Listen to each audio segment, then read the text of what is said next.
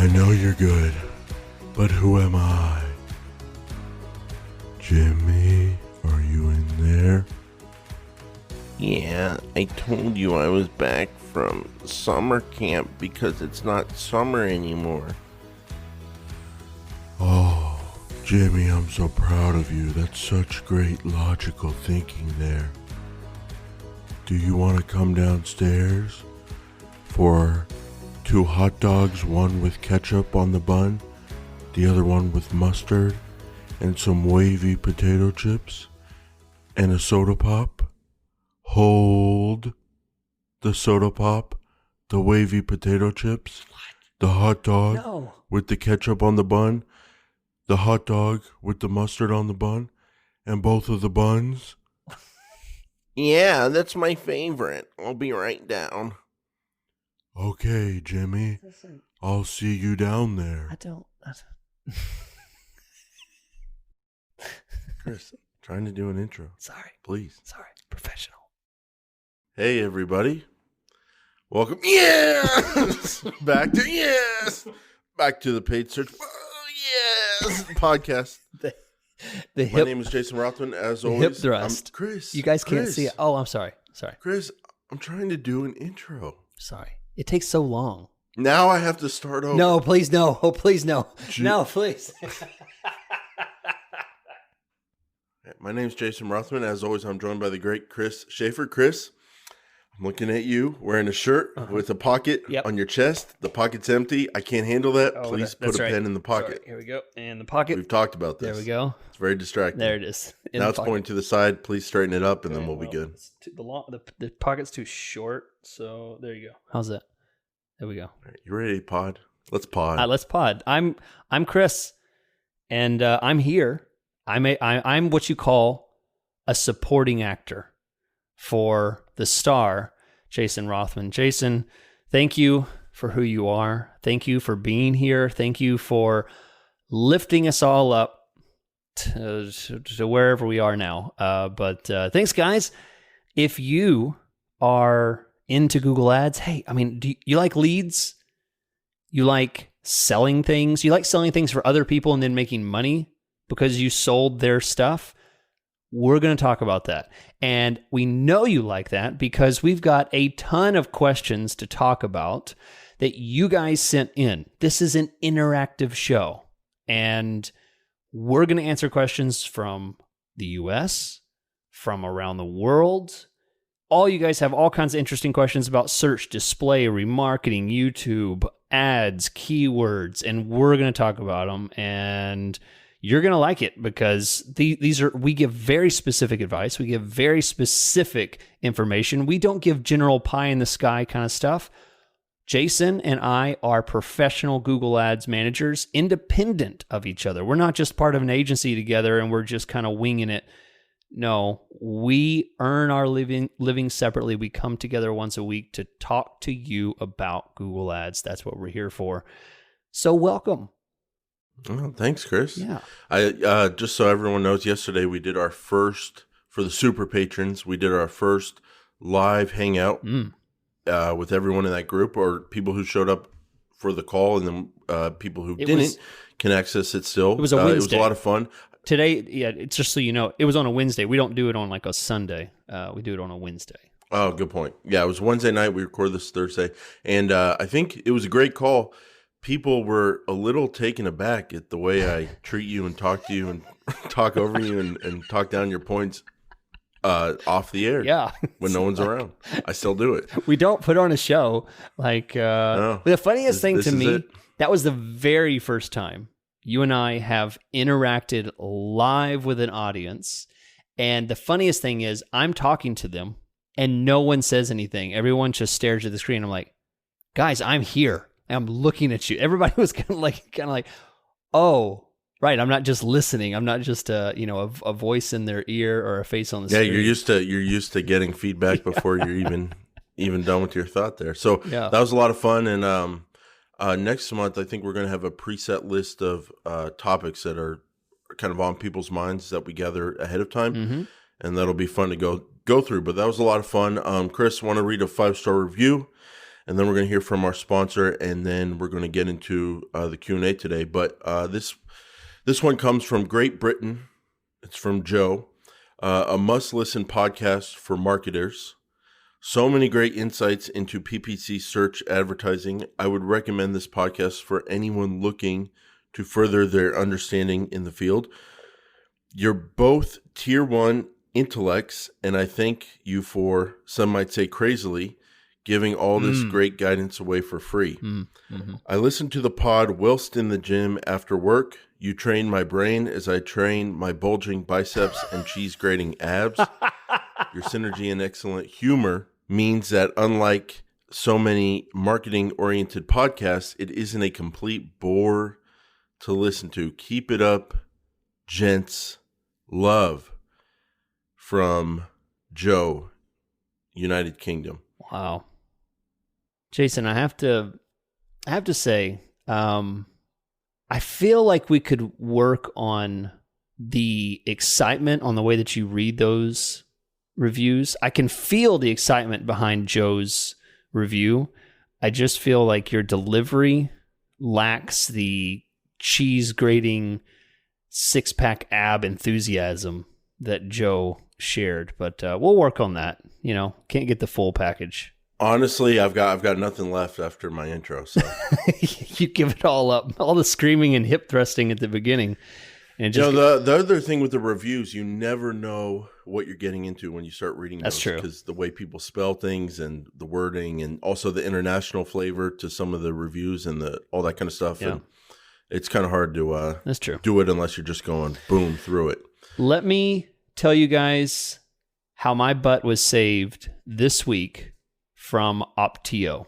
Opteo is an online software that helps people like me, people like Jason, and people like you, whether you're an agency or a freelancer. They help you manage your Google Ads, whether it's one account or 500 accounts.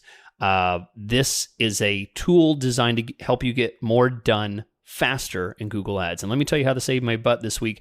This week, my client changed some of the structure of their website.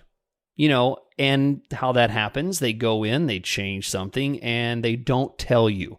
And my ads were still running, but they weren't showing an error. They had some kind of custom 404 page. And so Google wasn't disapproving them, but they noticed that the site links, the Opteo system noticed that the site links were broken, which you don't ever get an email for that, right? You get an email for broken ads, but you don't ever get an email for broken site links. That's how Opteo saved my butt, because the ads were still running. The site links were broken. Once I investigated and I looked into it and I realized, oh, they changed the whole structure of the URL system. Oh boy. I had to go in and change all the final URLs for the ads and the site links, and I did it very quickly.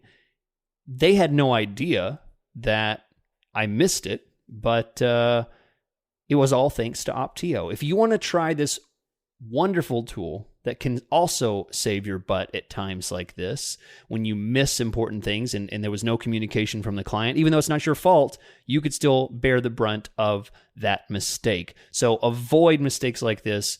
Be smart. Try opteo.com/PSP2. That's opteo.com/PSP2. I tell you that because go to the little chat box down at the bottom. Tell them you want 8 weeks for free. Demand it, because you have a right, because you listen to the Paid Search Podcast, and that's the special that we're offering. There are very popular sponsors.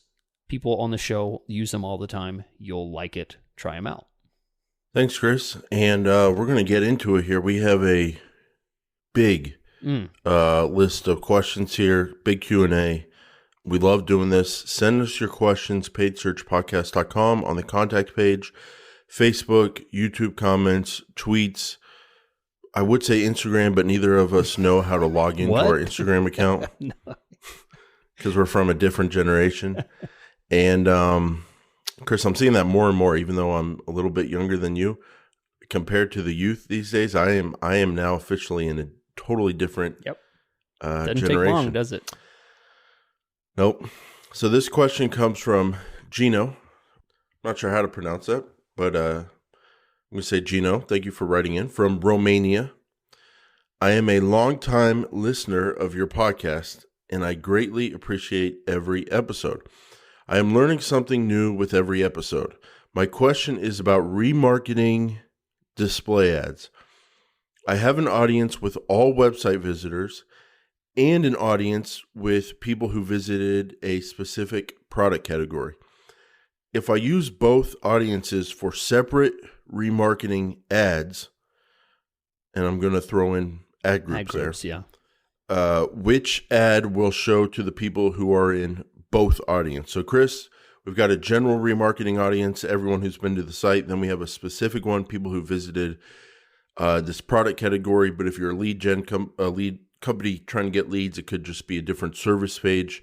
You're running two ad groups in the same campaign, or, you could be two different campaigns, doesn't really matter. But you've got two audiences. A lot of people could be on both of those audiences. How do you know who's going to see which ads? Yeah. Yep.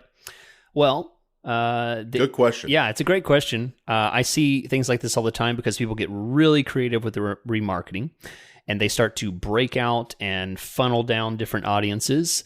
And the answer is, unless you make a distinction based on bid, there is no difference. They're essentially going to see one or the other, and it's going to bounce back and forth. There is no preference. So to make a proper adjustment to this, my suggestion is this: choose the more specific ad based on the specific page who visited a specific product category, as you said, and bid that up just a little bit higher. If your main all audience is 50 cents, you're bidding 50 cents for those, put the other one at maybe 65 or 70 cents, something like that. Bid it up just a little bit. What that does is it will raise the ad rank and make those show just a little bit more, but they'll still be able to see both.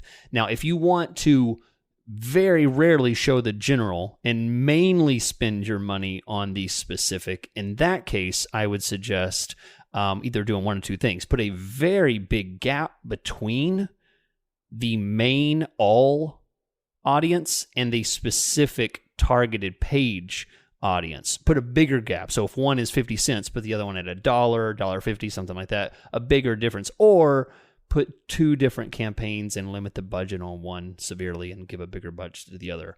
It's your choice on what you want to do there. But yeah, it's essentially for your case, you're showing equal for either. Chris, I like that advice. Now let me talk to the real remarketing advertisers out there and talk our language, not the language Chris is talking. What Chris means by like 50-cent bids then put one of them at 75 cents. What he's saying is if you're bidding $30 on both ad groups, put one of them to 60. That's what he's saying to the real remarketing advertisers out there like myself who aren't scared to raise the bid a little bit on remarketing, because remarketing works.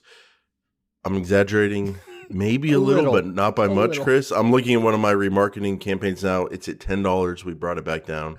But hey, that's still 1,000% more than that you were talking about. So yeah, $10.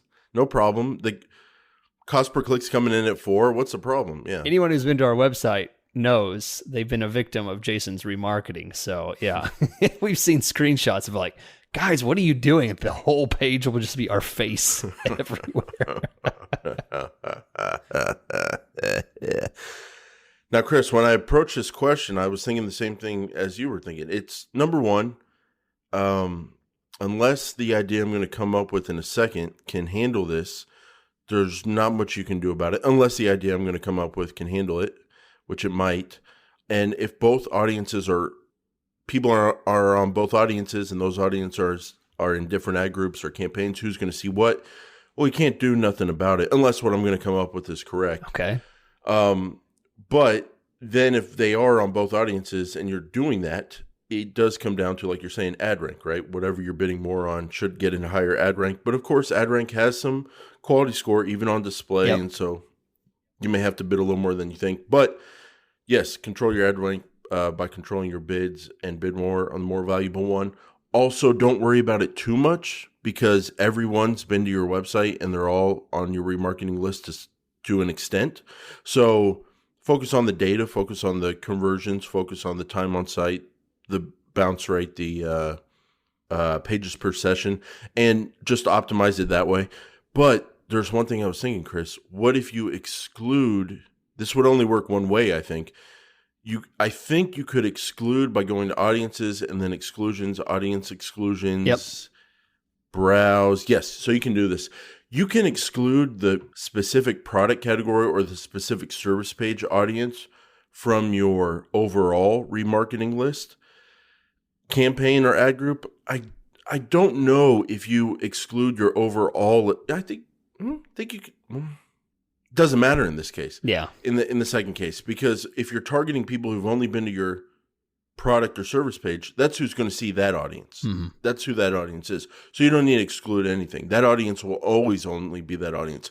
For the ad group where you're targeting your overall audience, just add your specific product or service page audience as an exclusion, and it should exclude that group from your overall remarketing ad group.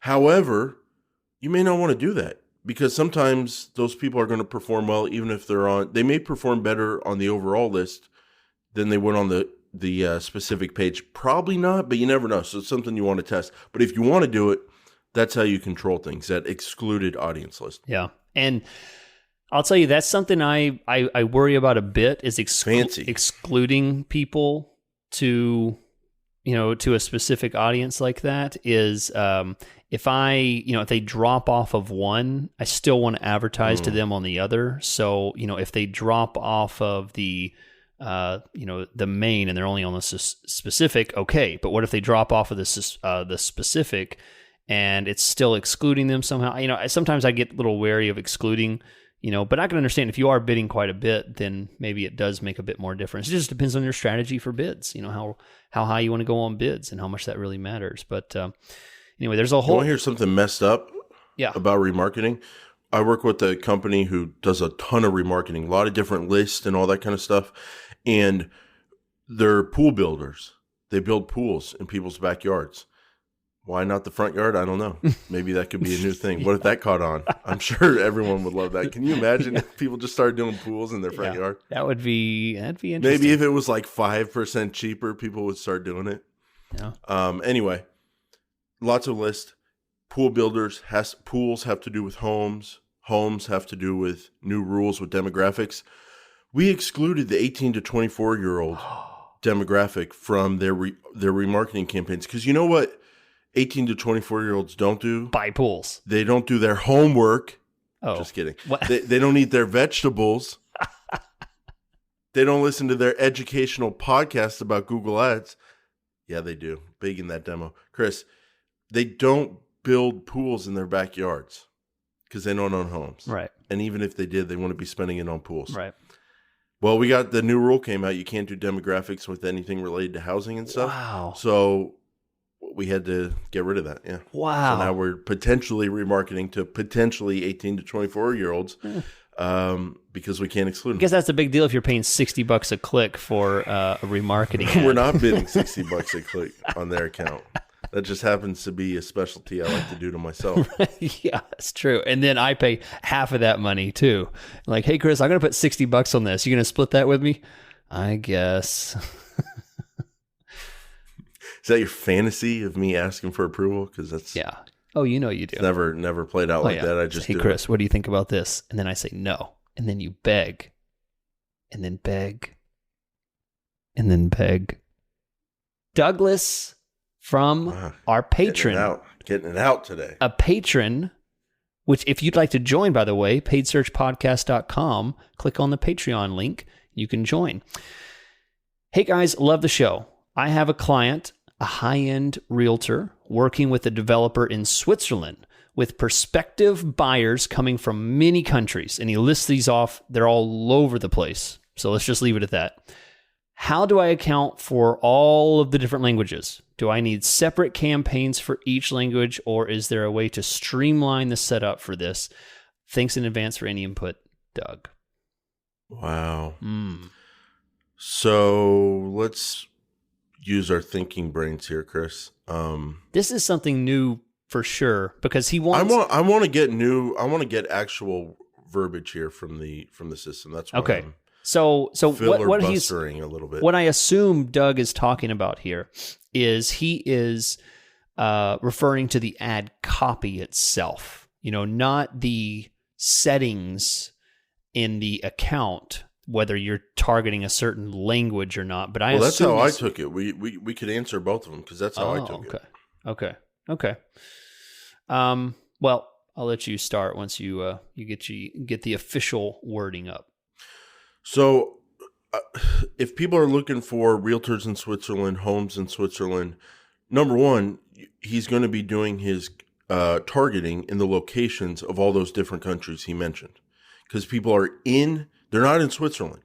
They're in those other countries doing searches in all those different local languages about realtors in Switzerland. So if I'm in the United States and I want to search for a realtor in Switzerland, I'll do realtor in Switzerland. If I'm in Australia speaks English. If I'm in Germany and I do realtors in Switzerland, that would be however you say that in German. So you have campaigns in local languages or in local areas. Now let's read the language targeting. If you try to communicate this from Google, if you try to communicate with others who don't speak the same language, you might find it tough to get your message across. Thanks, Google. Thanks for that sentence, but this is help documentation. Maybe we can cut that one. They're hitting a word, like a word minimum in their help docs. The guy's like, I need a 500 word. There wasn't much meat to that sentence there. I can't do this 2 weeks in a row. I can't say it's similar, Chris. Here, I know how to pronounce it. Similar Similar. It just has a Y at the end. I don't know what the word is. Similarly? Yeah. When advertising using Google Ads, you want your ads to appear to customers who can understand them. Come on, Google. Get to the meat. That's an I'm done with the milk here. Statement there. All right. Language targeting lets you target your ads to potential customers who use Google products and third-party websites based on the language those customers understand. Language targeting allows you to choose the language of the potential customers you'd like to reach. Keep in mind, Google doesn't translate ads or keywords. So when it comes to your language settings, if you're targeting a campaign in the United States, here's my advice. Take that English default language and remove it. Yep. Remove your language and target all languages, because they're saying this is the new rule change they update. It used to be based on browser setting, all that kind of stuff. But now it's based on just what Google thinks the person understands. So they think the language they think they understand. So if someone does, if they live in a Spanish-speaking household and all their searches are on Spanish every day and their browser is always set to Spanish, but then they decide to search for a realtor in Switzerland, and they actually do the keywords realtor in Switzerland, your keyword, you would want to make sure you don't only have the English language as your setting, because then you wouldn't get in front of them because Google thinks that's a Spanish speaking person and they have their language set to that. So you want to do all languages because it's based on your keywords, as I understand it. Yeah. If you do realtors in Switzerland as your keyword and you target the United States, you want anybody that can type that out in English in their search engine. So go ahead and get rid of the language restrictions, and people who type your keyword will show up. Alternatively, when you run a campaign in Germany, you may want to have English language keywords. Some people there may do a search in English, especially when they're doing cross-border business in Europe. Realtors in Switzerland, English keyword. But then you also probably want to have a local German keyword if you can handle that German speaking people calling you. You could have the German keyword. So keywords are where you show up. That determines who you show up for. But the second step is what language Google kind of assigns to that user.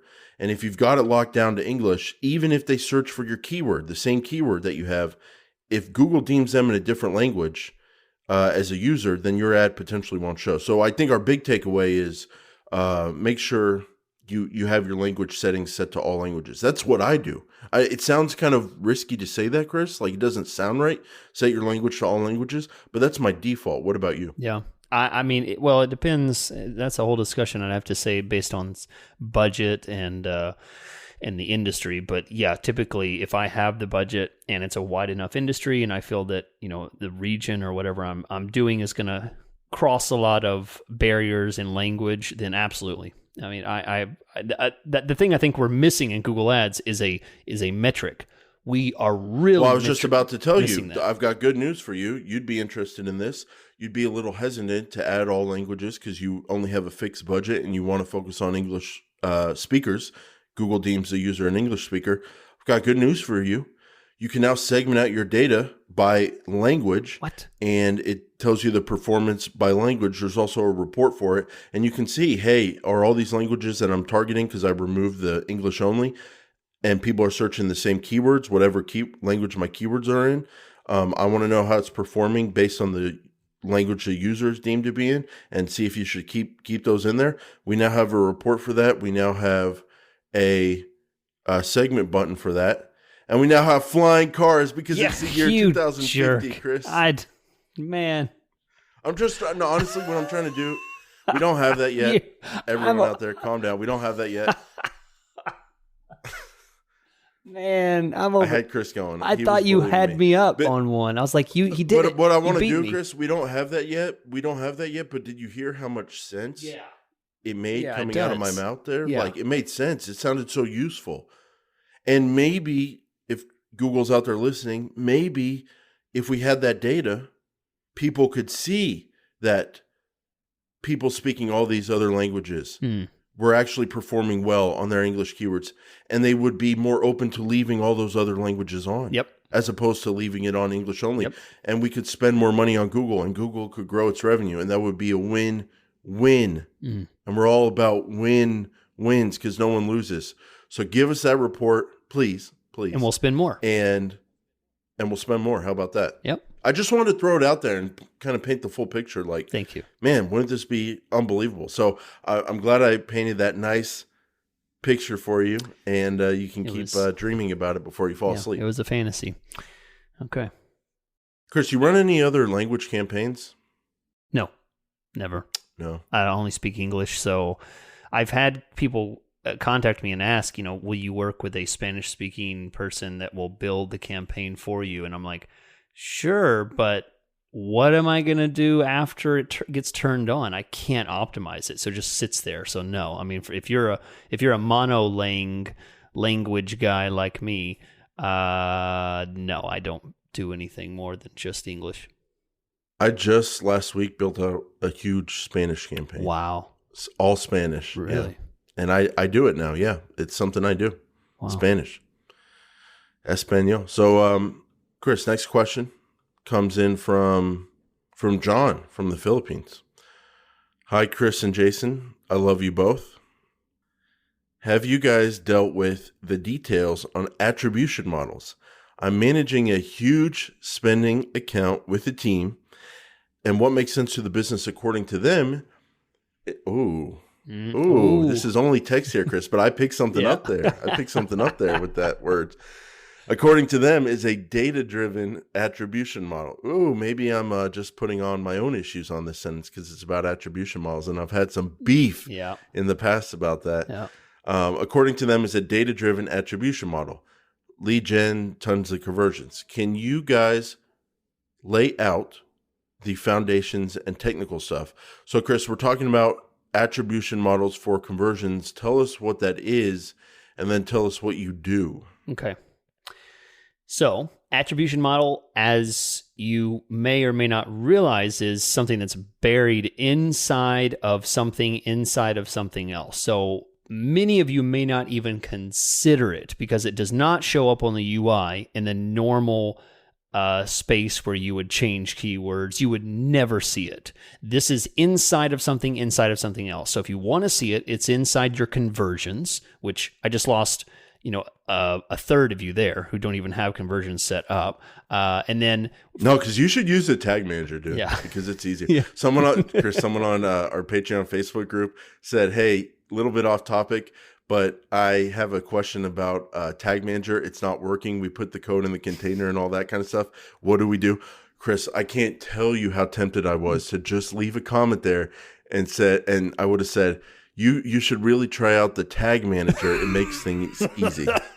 Because anytime the word conversions comes out of our mouths on this show, we get comments and emails from people. How come you don't use a Tag Manager? You should use the Tag Manager. It makes things easy. The Tag Manager makes things easy. And he's posting that he had an issue with it. And I could have said that. Same but thing, I didn't. like, oh, you should use the Tag So Manager funny. to fix the Tag Manager. That's good.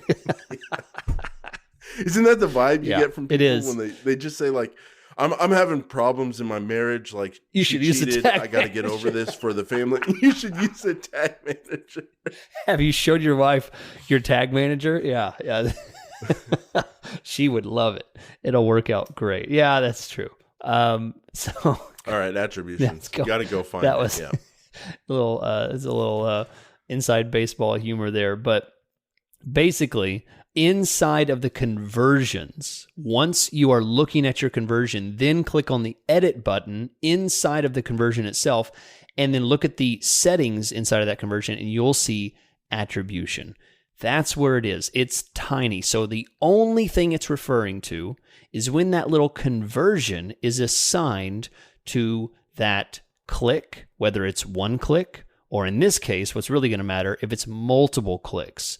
So if it's one click, attribution doesn't matter, then it's going to be, that conversion is going to be assigned to that single click from that person. But I'll tell you, about 20 to 30% on most campaigns, I don't know, maybe 15 to 30% come through multiple clicks, 2 or more clicks. And that's where attribution matters, because when did they convert? They converted on their last click, but is that where you should put all of the weight of the campaign? Is that where you should put what all click gets credit? For that conversion. Is that where you should put all of the weight of the campaign metrics? Should you put all that conversion value on that last click? And what John's talking about is, what's most important? What do we do? What do we find value in? And essentially, if we're talking about lead gen, John, if it's a huge spending account, what I would assume is that you're hitting multiple levels of the funnel, and you are going from low intent, high funnel stuff all the way down to low funnel, low intent. Oh, hold on, I got that backwards. Low funnel, high intent searches. So you're hitting all the points. Some are more expensive, some are cheaper. And in that case, for you with a high spending account, I would say something that attributes things across the scale of that funnel process. So if they come to your website 3 different times, I think it would be a mistake for you to weight that with last click. But I'll tell you, John, you're working on something that is not a common occurrence. If I were to lay out a whole system, or the entire Google Ads accounts in the Google Ads universe, it's going to be heavily weighted on the underfunded, under-budgeted scale. So in the end, I would say for most people, you're not going to be targeting that super low intent, high funnel and a low funnel, high intent type of stuff. You're going to be largely pushing towards the high intent, low funnel types of things rather than the high funnel. So in the end, I'd say for most people in that case where you're underfunded, it's going to come down to probably last click or first and last click attribution or something like that. I wouldn't say that the data-driven or the anything else is going to be the best for that situation. But this is a hot topic. This is something where people get like really upset. I mean, I've had some discussions. I got upset before about this. So that's just my opinion. Is all. I'm thinking about the people who are new to Google Ads who found our podcast and are like feeling out the platform, and they're learning about search terms, they're learning about bidding and all that kind of stuff, and they think they've got things under control. They're a few months into their process, managing a lot of accounts for an agency, that kind of thing. Workload's feeling a little bit overwhelming, but they're handling it week to week, getting through the day. They think they've got it all down with Google Ads. And then we get on here and we talk about attribution models for conversions. And it's not as simple as just saying, one conversion in the column means you got one conversion. Yep. No, what is a conversion? And I was just thinking like, oh man, this thing just never stops unwinding. The depth is. I guess that's why we're on podcast number 230, whatever, because and year number 5, because it never ends. You can't even trust what a conversion is, because imagine if you are in a super high conversion, super high lead count, super all over the funnel, different strategies kind of campaign like he was talking about, and then you're just someone accidentally set the attribution model to first click before you got into the account, and you've been running on first click for years. Like, can you imagine how much that would mess things up? Oh, by the way, if you want to have a good time, read the data-driven attribution model help page. Oh, I bet that's about what goes into that. Glorious. Wow, that is some interesting stuff. There's a reason, about John. There's a reason I didn't get technical on the data-driven. It's because, that thing goes deep. Yeah, that thing goes deep. That's interesting. But yes, Chris, you can give it all to the last click. You can give it all to the first click. You can give it equally to all clicks that you get that led up to that conversion from that user. You can give it time decay, more clicks, more weight given to the most recent clicks that come in right before the conversion. And then they have a position base that kind of spreads out the weighting. What did you say was your preferred for accounts that run like $500 a month to $3,000? Last click. And they're just kind of straightforward lead gen? Last click. Okay, that's mine too. Yeah. That's mine too. I'm a hardcore lead generator. Oh, yeah. Hardcore. Oh, yeah. I don't play with funnels. Okay, my young son has toys. Some of them are funnels, and he puts them in his mouth and all that kind of stuff. No. I don't play with toys. You just said I don't have a do son. Funnels. I'm sorry. We just passed. We passed a landmark. I don't think you've ever stated publicly that you have a son. Well, just congrats, Jason. Oh, really? On this podcast, I thought I did. Yeah, on the Patreon you have, but not here. Everyone just said, "Oh, Jason has a son." Well, there we go. Beautiful son. He is. Changes you, Chris. He is. I could go on and on. Broke my phone. I broke my phone when you know what hurt me a little bit today? I was at the doctor's office with them. Everything's fine. Everything's fine. It's just a routine checkup. I was in the car because I'm a good dad. Sure. And Cynthia was in there with them. And I was watching parents walk their kids, their little babies and stuff, in and out of the doctor's office. And all of them were looking at their kid like he was the most special kid in the world.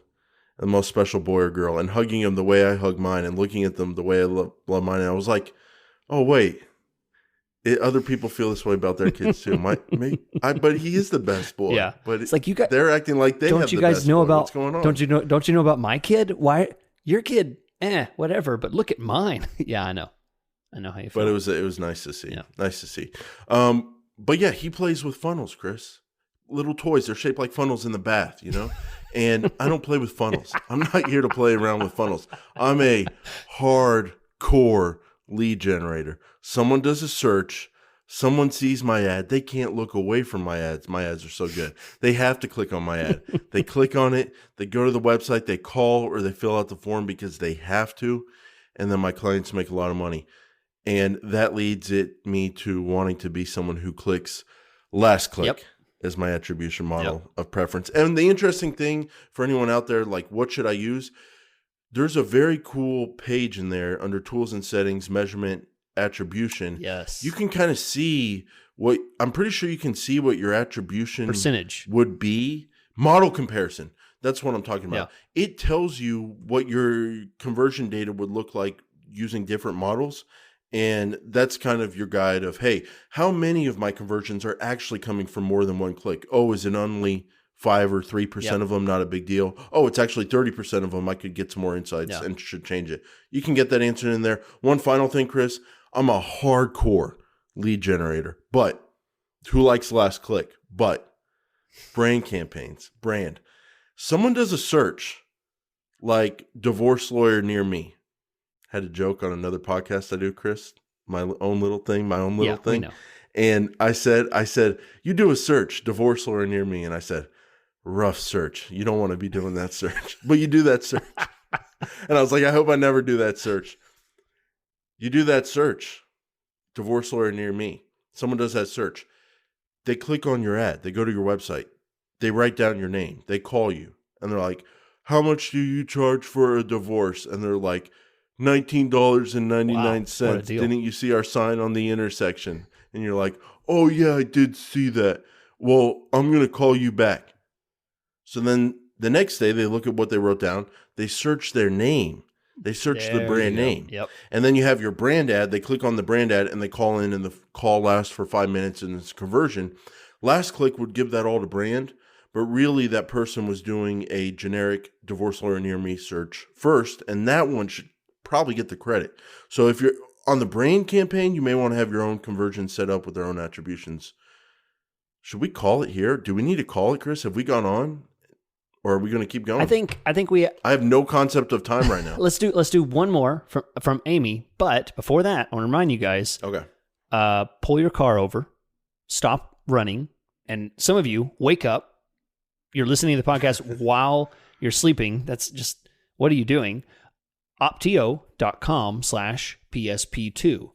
Sign up 8 weeks for free. There's really no loss to trying it out, to figuring out what you can do, what you can gain from it. These guys have been very generous. If you would have listened to us a couple years ago, you would have heard they're only doing 4 weeks. Those losers had to pay for the next 4 weeks. You don't. You can do 8 weeks. So try it out. opteo.com/PSP2. You'll see on the screen that there's only a 30-day free trial. Tell them you hear about Opteo from the Paid Search Podcast, and you'll get 8. Let's go to Amy from Charleston, South Carolina. She starts so poetically with the, I'm going to read it like I feel the emotion here. With so many moving parts on our e-commerce site, A/B testing on pages, I don't know what that word is. Cyclical review. Oh, nope, still got it wrong. Cyclical revenue swings. Man, Amy, just write a book. New products monthly and fresh ad copy every 2 months. What do I do when revenue and ROAS, that's return on ad spend, both go down after a nice run? Should I focus on maintaining the ROAS? Might they both dip and come back together? Keep up the great work. 6 stars. If you guys could take a moment to appreciate how well Amy wrote her question, every one of you write a question like that. That is so well enunciated. Chris, I don't think they can take a moment to appreciate it because they just heard you read it. And I did great. You totally messed up her too. nice words. Okay, cyclical revenue did horrible. I only missed that part, okay? All right, fine. Answer the question, Jason. I don't do e-commerce. Oh, so you answer gosh. the question. Okay. No, I'm just kidding, Chris. Honestly, after listening to Amy's question there, I'm even more scared of e-commerce. There's a lot going on there, and I can totally see myself in an e-commerce campaign where the data just goes bad on me, and I didn't do anything wrong. I didn't make any major changes. Yeah. I guess here's what I'll say. If I was doing e-commerce and we had a good run, great run, profitable, you're tracking all the revenue and that kind of stuff, and you're actually making a profit, it's an amazing thing. It's a money machine. And then it goes south on you and the data changes. I'll tell you what I would be thinking, and then you can tell me if this stuff applies to e-commerce and what you would do. So just a quick list. First thing I would be thinking, did I do something wrong? Well, I probably wouldn't be thinking that because I'm a firstborn child. Right. And I never did anything wrong. No.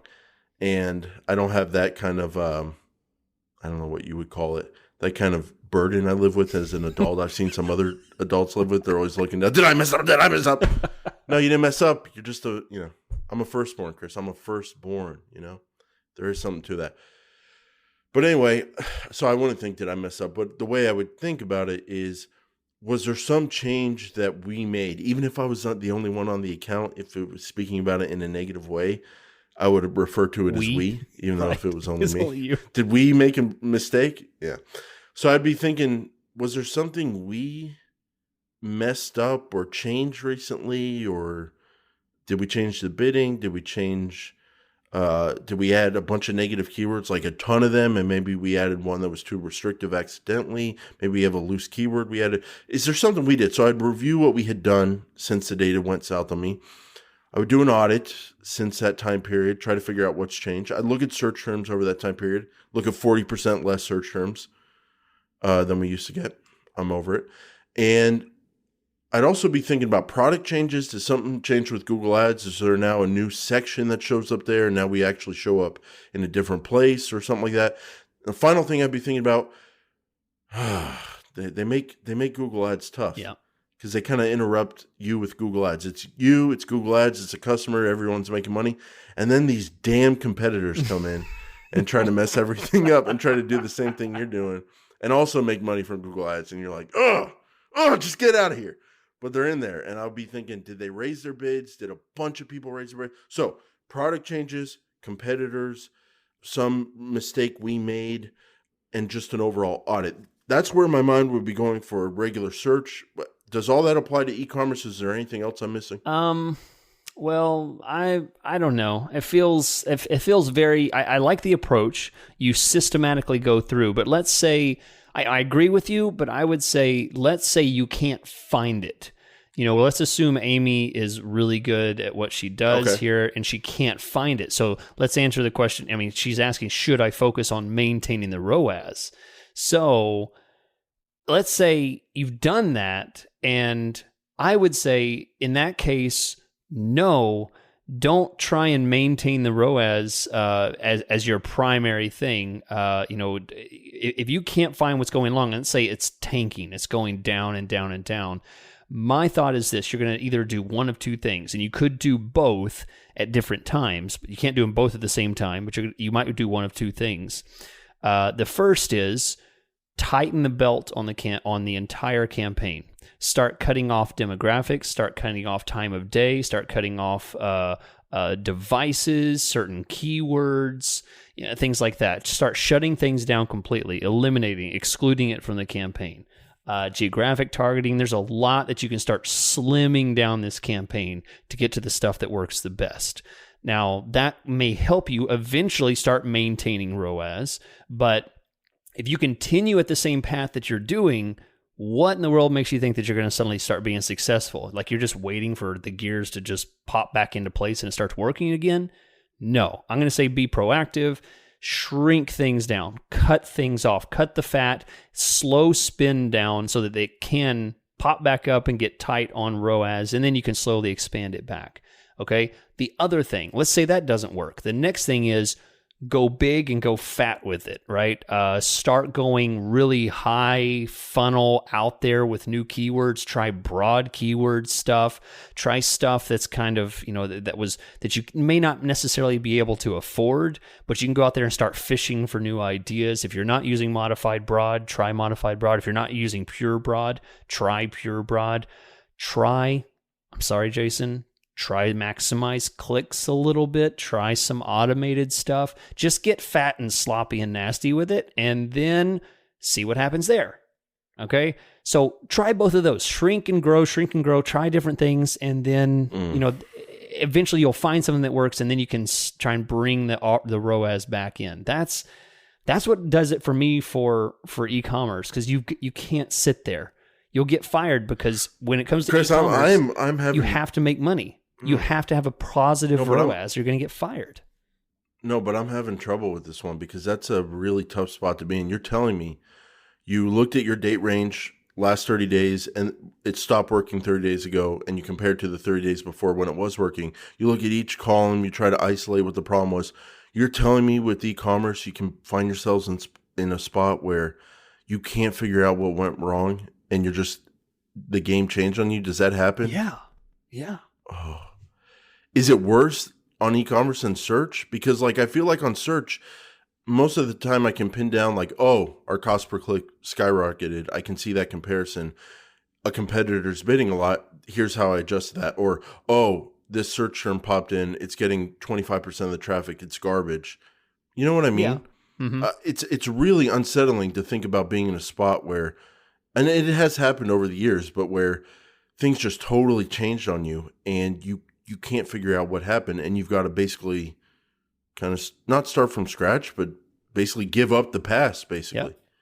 That happens. Oh, yeah. Is that more of an e-commerce thing or? Yeah. Well, I don't know if it's specific to e-commerce, but apart from itemizing, I'm assuming you can't find it by itemizing something, by looking at the metrics, and because I'll tell you what me and you do when we look at the metrics, that's where me and you shine. It's because people want to know, like, hey, I'm looking at the same thing as you. We're little detectives. Yeah, they look at the same thing as us and they don't see it. So I'm imagining, what if they can't see it and I can't see it? In that case, get real thin, slim everything. So you have two options. Don't keep doing what's not working. Right. I like that mindset. And you're like, okay, right, middle ground's not working anymore. We need to tighten it up. Start with basics. Start small. Start focused. Start on what we think is going to work best. Mm-hmm. Or if that's not working either, then we got to go big. We got to know our results are not going to be good overall, but are there some gems within all that data we can find and then focus and drill down on? Like that strategy, Chris. The only thing else, go ahead. I was going to tell you that. And then I've got one perfect example for e-commerce. I have a client where a certain phrase was perfect. It was the number one phrase on how people found them before coronavirus came. After coronavirus, this certain phrase, the meaning of it completely changed. And it was no longer a relevant thing, because when people search for this, you automatically assumed it's for a different purpose. And so all these competitors came in that offered that new type of purpose, and suddenly this keyword broke. It just doesn't work anymore. So they're having to scramble for new ways to find it. Yeah. So that's an e-commerce. That's a very unlucky break there. Yeah. That's an e-commerce right there. Yep. So what did you do? You kind of just gave up on, because it's not going to work anymore. Yeah. What was that started failing? Literally, the culture changed and the intent of that keyword changed. And if people are interested, we could talk about it on Patreon. A little bit about what. No, I don't need an AdWords manager. I don't need a Google Ads manager. I check my ads once a month and it works. No, maybe you need someone doing expert work, because anything can happen. Anything can happen. Chris, one thing I'll say, you got me nervous. I'm a big believer in what was working. And the one issue with that strategy of going small or going big is if you do it to that campaign that had brought you this far, that had been working, you can never get back to where it was. That's true. And you are totally cutting ties with the past, because you're just going to mess up all your data and all your adjustments, and you'll never get back there. So are you willing to do that, or do you think people should copy and paste the campaign and leave the old one there untouched so they can get back to it if they ever want to? Or should they do experiments? Or are you just kind of like, hey, you're writing in because it's not working. It's not working. Or you're asking yourself that because it's not working, we got to change it up. Yeah. You're willing to cut ties with the past that way. Yep. At that point, I have no assurance. I've very rarely seen a campaign that crashes and burns. This, the ROAS goes low. It loses all this stuff. Very rarely do I see a system come back to where it was. Somehow recover by continuing and doing the same thing. So absolutely, the days are gone of what we used to have. More than that, and then get serious about finding something new. Find your new success, because very rarely. I don't ever see a curve back up. It doesn't do that. If this was a normal marketing podcast, bringing full circle here, like Joe mentioned in his review, a boring one, I teed you up so good right there to go, well, Jason, what is the definition of insanity? Oh, gosh. It's doing the same thing over and over and expecting a different outcome. I'm so glad we are not. Would have been beautiful, right? I'm so glad we're not that. In a regular marketing Instead, podcast. I'm going to use words like get fat and get lean and get sloppy. That's how you know it's real. I was wondering, has anybody ever said that? That came out in a very kind of way, like we know you've said those same exact words before. Sloppy? And the problem is, say it again, that phrase. Get fat, get lean, get sloppy. Yeah, the way you said it the first time, it's like there's no way that's the first time you've ever said it. So the question is, in what context had you said that in the past? And Jason, I will tell you. We'll answer that in Patreon. Thanks, guys. If you're not willing to pay the $2, get out.